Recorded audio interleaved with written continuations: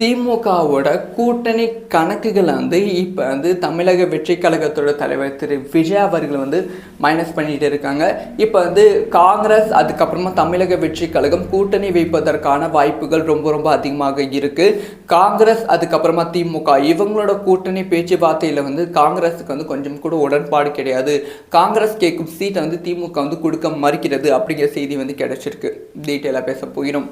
அதாவது திமுக என்னதான் ஆளுங்கட்சியாக இருந்தாலுமே கூட்டணி கட்சிகள் மத்தியில் பெரும் பிரச்சனை ஏற்பட்டு கொண்டு தான் இருக்கு. விடுதலை சிறுத்தை கட்சி தலைவர் திரு திருமாவளவன் அவர்களும் சொல்லியிருக்காங்க, நாங்கள் ஆளுங்கட்சியில் தான் இருக்கோம், ஆனால் எங்களுக்கு நிறைய பிரச்சனைகள் கொடுக்குறாங்க, கொடியை அகற்றுறாங்க, நிகழ்ச்சிகளுக்கு அனுமதி கொடுக்க மாட்டேங்கிறாங்க அப்படிங்கிற ஒரு விஷயத்த சொல்லியிருக்காங்க. அதே மாதிரி சிபிஎம்மும் திமுக ஆட்சிக்கு வந்துட்டு அப்புறமா அவங்க சொன்ன கொள்கைகள் அவங்க சொன்ன கோரிக்கைகள் எதையுமே நிறைவேற்றவில்லை, சும்மா பேச்சுக்கு சொல்லியிருக்காங்க அப்படி சொல்லி சிபிஎம் சொல்றாங்க. அதே மாதிரி வைகோவும் திமுக மீது சமகோபத்தில் இருக்காங்க, மாநிலவை சீட்டு கொடுக்கலன்னு. இப்போ அந்த ஒரு லிஸ்ட்ல காங்கிரஸும் வந்திருக்கு. ஸோ காங்கிரஸ் கிட்ட கூட்டணிக்கான பேச்சுவார்த்தை திமுக நடத்தியிருக்கு. சரி, திமுக கிட்ட காங்கிரஸ் நடத்தியிருக்கு.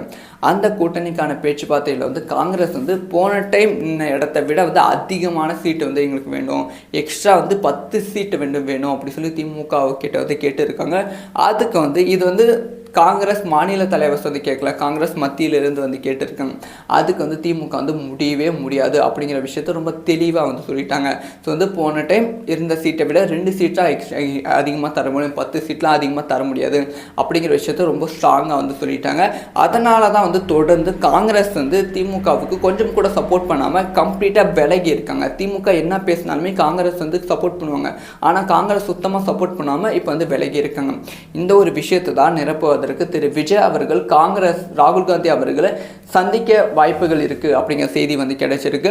ஸோ காங்கிரஸ் கூட விஜய் அவர்கள் கூட்டணி வைக்க போறாங்க அப்படிங்கிற விஷயம் தமிழக வெற்றி கழகத்தோட முதல் மாநாடு நடக்கும் போது சில செய்திகள் பரவியது.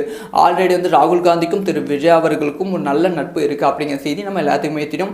முக்கியமாக தமிழக வெற்றி கழகத்தோட மாநாட்டில் ராகுல் காந்தி அவர்கள் பங்கேற்கிற மாதிரி இருந்தது அப்படிங்கிற செய்திகள் எல்லாமே வெளியானது. ஆனால் அந்த மாதிரி இது நடக்கலை. இப்போ காங்கிரஸ் கூட விஜய் கூட்டணி வைப்பதற்கான வாய்ப்புகள் ரொம்ப ரொம்ப அதிகம்.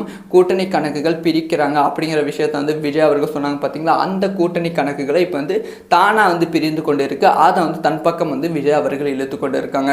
ஸோ காங்கிரஸ் கூட ராகுல் காந்தி கூட விஜய் அவர்கள் கூட்டணி வைக்கும்போது அது எந்த அளவுக்கு பலமாக இருக்கும் அப்படின்னு பார்த்தீங்கன்னா, ஆல்ரெடி பிஜேபியோட கம்ப்ளீட்டான எகெயின்ஸ்டான வாக்கு தமிழகத்தில் இருக்கு. அதே மாதிரி தமிழக வெற்றி கழகத்தோட முதல் எதிரியே பிஜேபி தான். இப்போ அந்த திமுகவுக்கும் முதல் எதிரி பிஜேபி தான். ஆனால் இப்போ தமிழக வெற்றி கழகனாலே எகென்ஸ்ட் பிஜேபி அப்படிங்கிற ஒரு சினாரியோ தான் தமிழகத்தில் கிரியேட் ஆகிருக்கு. இந்த சமயத்தில் காங்கிரஸ் கூட தமிழக வெற்றி கழகம் கூட்டணி வைக்கும்போது அது பிஜேபியோட எகென்ஸ்டான வாக்கு திமுகவுக்கு போவதை விட மொத்த வாக்கும் இந்த கூட்டணிக்கு வருவதற்கான வாய்ப்புகள் ரொம்ப ரொம்ப ரொம்ப அதிகம். இதனால் தமிழகத்தில் ஈஸியாக இந்த ஒரு கூட்டணி வெற்றி பெற்றுவிடும். நீங்கள் சொல்லுங்கள், ராகுல் காந்தி விஜய் இந்த கூட்டணி தமிழகத்தில் எந்த அளவுக்கு ஒரு பெரிய இம்பாக்ட் கிரியேட் பண்ணும்?